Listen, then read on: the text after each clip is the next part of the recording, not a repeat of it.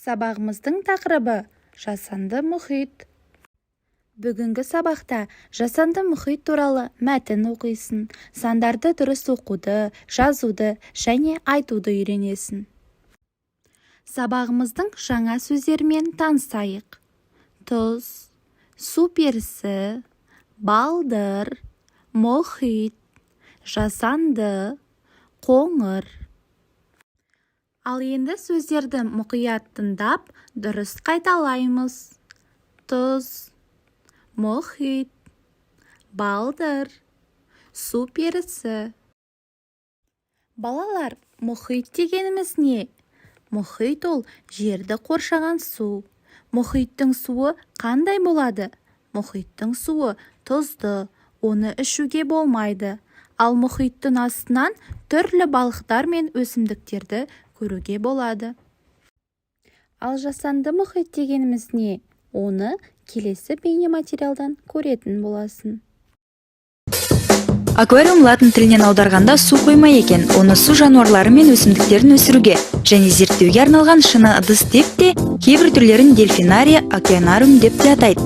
Пішіні мен құрылысы әртүрлі болады. Аквариум табиғи жағдайға сәйкес жабдықталады, өсімдіктері өсіріледі. Суы мезгіл сайын ауыстырылады.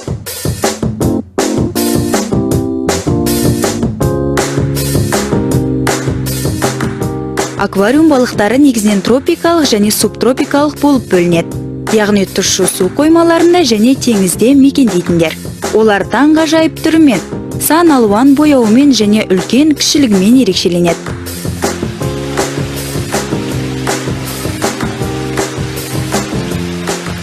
Үш тонналық аквариумның ішінде бізде екі түрлі акулалар бар. Біреуі ақ қанатты, біреуі қара қанатты деп бөлінеді. Ақ қанатты акула көбінесе жатады, өйткені ол акула түнгі жыртқыш болып саналады. Ал қара қанатты акула күні-түні тоқтамай жүзіп жүреді. Өйткені акулалар көбісі тек қана жүзген кезде тыныс алады. Егер олар тоқтап қалса, бір жерде тіреліп қалса, немесе рифтің ортасында тіреліп қалса, олар өліп қалуы мүмкін, тынысы жетпей қалады. Ал енді ақ қанатты акула жатып демала береді, өйткені оның сондай ерекшеленеді солай. Демалған кезде мойын бұлшықеттерін қозғалтып, аузын ашып тыныс ала береді. Бұл балық түрі үнді және тынық мұхиттарының тропикалық аймағынан, Қызыл теңіз бен Африканың шығыс жағалауының Гавай аралдарына дейін таралған. Ал енді тапсырмаға көшейік. Мәтінді оқып, сұрақтарға жауап бер. Океанариум Қазақстанда ең алғаш ашылған жасанды мұхит. Ол 2003 жылы ашылды. Бұл жер табиғи мұхиттан шамамен 3000 километрге алыс орналасқан. Ол жазық даланың қақ ортасында тұр. Сол себепті оны рекордтар кітабына енгізген. Оған 120 тоннадай мұхиттың табиғи құмы қолданылған. Океанариумға 3 миллион литрдей су құйылған. Шамамен 2000 теңіз жануары әкелінген. Ғажап көрініс. Су астынан түрлі балықтар мен өсімдіктерді көруге болады. Жасыл, қоңыр балдырлар су астында әсем жайқалады. Ең маңыздысы, мұнда дауыл ешқашан болмайды. Жаңбыр жаумайды, мұхит үнемі тұп-тұнық болып тұрады. Мәтін бойынша сұрақтарға жауап бер. Океанариум қай жылы ашылды?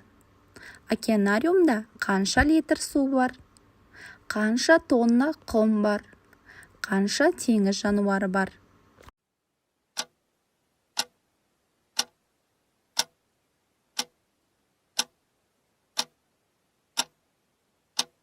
Жауаптарымыз дайын болса, тексерейік. Океанариум 2003 жылы ашылған. Океанариумда 3 миллион литрдей су бар. 120 тоннадай құм бар. 2000 теңіз жануары бар. Балалар, сан есім дегеніміз не? Сан есім заттың санын, мөлшерін, ретін, шамасын білдіреді. Қанша, неше сұрақтарына жауап береді. Қане бәріміз бірге мысал келтіріп көрелік. Арманда 6 алма бар. Арманда неше алма бар? 6. Бұл жердегі сан есіміміз 6. Мен 5 кітап оқыдым. Мен неше кітап оқыдым? 5. Бұл жердегі сан есіміміз 5. Сан есімдер мағынасына қарай есептік, реттік, жинақтық, топтау, бөлшектік, болжалдық болып бөлінеді. Соның ішінде бүгін біз есептік және жинақтық сан есімдерге тоқталамыз. Есептік сан есім заттың нақты, дәл санын білдіреді. Қанша, неше деген сұрақтарға жауап береді. Мысалы, 1, 2, 3, 30, 10. Ал жинақтық сан есім заттың жинақталған санын білдіріп, нешеу деген сұраққа жауап береді. Мысалы, 1, 2, 3.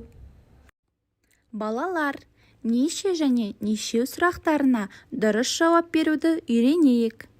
Неше сұрағына сан есімдер ешқандай қосымшасыз айтылады. Мысалы, 2, 5, 6, 10, 20, 30, 40, 50, 6. Ал нешеу деген сұраққа сан есімге ау, еу қосымшасы жалғанады. Бірақ 7-ге дейінгі санға ғана жалғанады. Мысалы, 1, 2, 3, 4, 5, 6, 7. Есте сақтап жүрейік. Балалар, сендер мұхит туралы қандай қызықты деректер білесіңдер?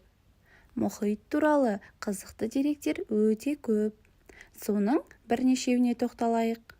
Бірінші дерегіміз, ғалымдардың пікірінше, мұхиттың түбінде шамамен 20 миллион тонна алтын бар екен. Екінші дерегіміз, мұхиттарда өмір сүретін көк кит әлемдегі ең үлкен жануар. Оның салмағы 150 тоннаға дейін барады.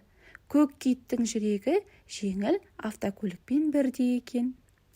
Үшінші дерек, акулалардың кесірінен жылына шамамен 10 адам көз жұмады екен.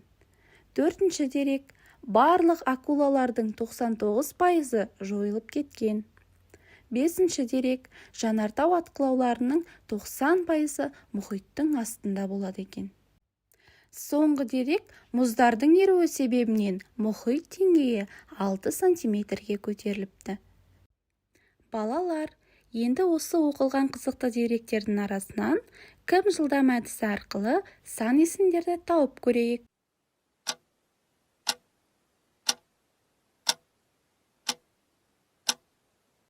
Дайын болсақ, жауаптарды тексерейік. Бірінші сөйлемдегі сан есіміміз 20. Екінші сөйлемдегі сан есім 150. Үшінші сөйлемдегі сан есім 10. Төртінші сөйлемдегі сан есім 99. Бесінші сөйлемдегі сан есім 90.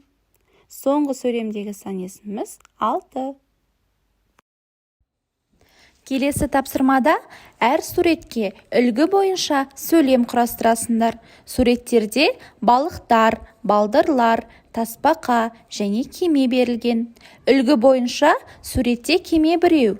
Осылайша қалған суреттерге сөйлем құрастырамыз.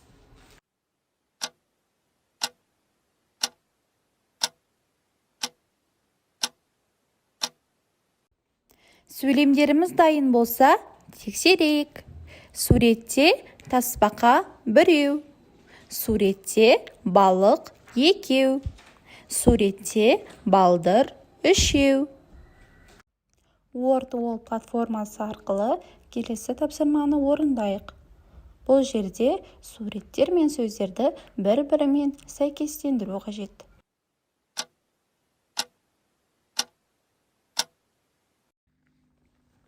Үшінші суретте тұз, бесінші суретте мұхит, екінші суретте жасанды мұхит, бірінші суретте балдыр, төртінші суретте балық бейнеленген. Жауаптарымызды тексерейік. Барлық жауап дұрыс. Енді ісіміз әдісі арқылы кері байланыс жасайық. Бүгінгі сабақта не түсіндік, қандай жаңа мәліметтер алдық, соны менің ұялы телефоныма жазып жібереміз. Балалар, осымен бүгінгі сабағымыз аяқталды. Сау болыңдар.